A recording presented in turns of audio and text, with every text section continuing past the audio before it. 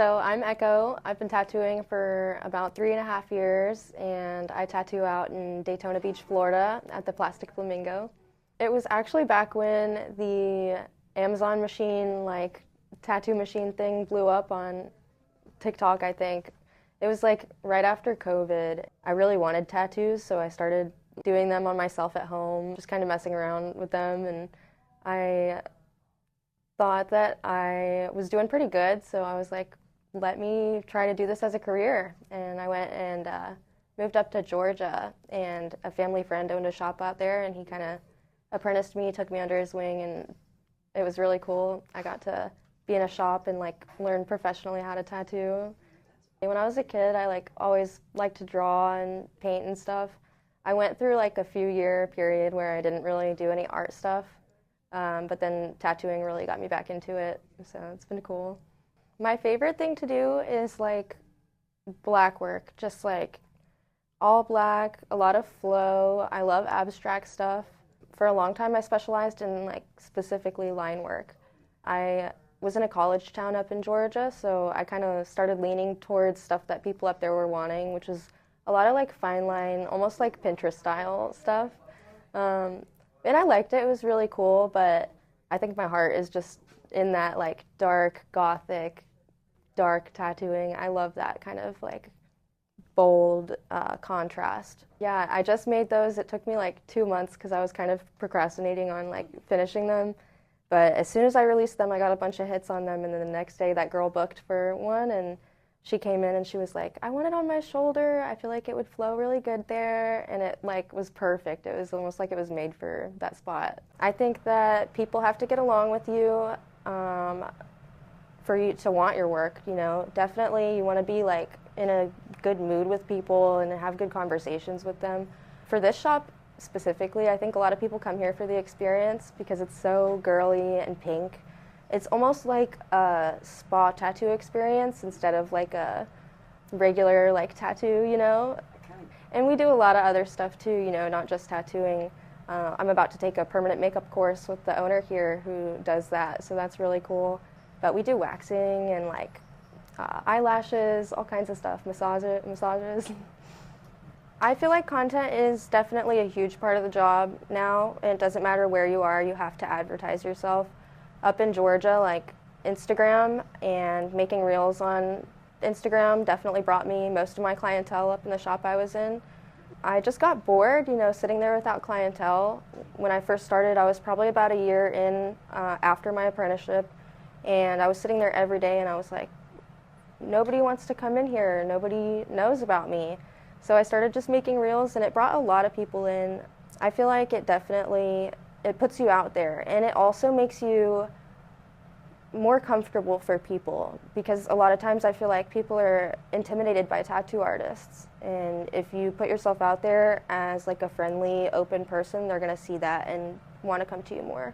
But word of mouth is a huge, huge advertisement, but if you just have word of mouth and no new people coming in, it's just going to stay stagnant in that, I think anxiety, it's so permanent, so it's really anxiety inducing when you get a client who, when you're new, wants something super specific and you're not confident in doing it. You want to be honest with them and be like, hey, this is my limit, and that's super scary sometimes. It's just telling people I can't do that, I am really happy with the work that I can do, and I love my work.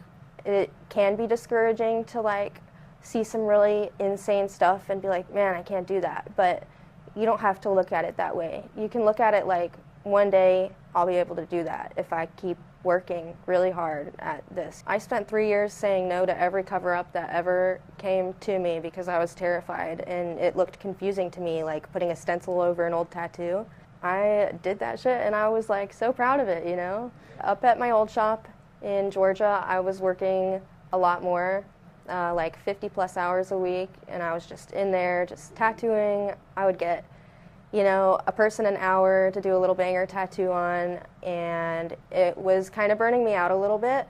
It started feeling more like a job in general than a career, and I had to start kind of making space and time and separating my life from my work. And when I did that, it started really feeling like a career that I could do forever, that I loved, and it wasn't just like a job. I really felt like I didn't ever have any time to myself. I think it was just that I was putting all of me into tattooing, and that will take you out of it real fast, make you not want to do it. Coming down here has been, insane. I just love it here. The owners are like so incredibly nice. The clientele is insanely different. Florida is different,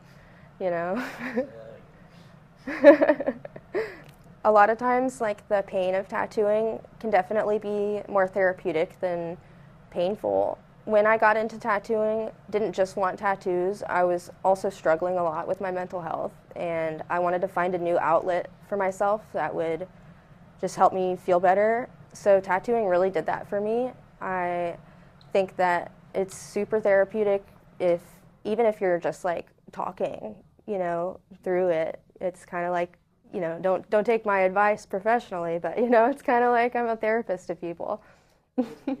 There's so many different people you meet every day. It's so cool. Everybody is so different, and like you can never predict. Like there's so many different kinds of people out there. Everybody wants their own thing. I want them to remember feeling good about themselves in the moment. Like, I don't know about you, but after I get a tattoo, that like boost of confidence that you get where you're like, wow, this is the new me, Like, I want them to remember that feeling. I hope I'm doing a lot more color. I've been getting into doing color, and it's really fun. I like it. And I hope I'm traveling more. I want to do like conventions and tattoo maybe in contests and try that out. I've been to one convention. It was the Florida Groves Fest, and that was like a tattoo music festival convention. It was really, really fun, like getting to do my work. People were interested in my work, like walking by our table and stuff. And that was the first time for me, like having that happen out somewhere. So like it was really cool. I want to see more of that. It also made me want to do more like physical art. Like I want to start making paintings and tapestries to sell when I go travel to places like that and do art. I'm impatient. I didn't think I was, but I think that tattooing takes a lot of patience. It's something that I've had to focus on learning a lot. When I was first starting tattooing, my mentor would tell me that I tattooed so fast, but it wouldn't be bad. But he would ask me, how are you doing that? Why are you doing that? And I would try to slow down, and I couldn't. Over time, tattooing, I just kind of gradually started slowing down and taking my time with things. I think because I saw things come back healed, and I was like, maybe if I slowed down, it would be more solid. It would be more in there. It would, whatever. So like, definitely physically tattooing, impatience was a big thing, but also like learning styles in patience. Like I wish I could do a million things, and you have to focus on learning one thing at a time or a couple things at a time. You don't want to overload yourself, because like a jack of all trades is a jack of none, Yeah. And I'm going to stick with it too. It's just definitely like you still want to learn everything. You still want to be able to do everything that walks in the door,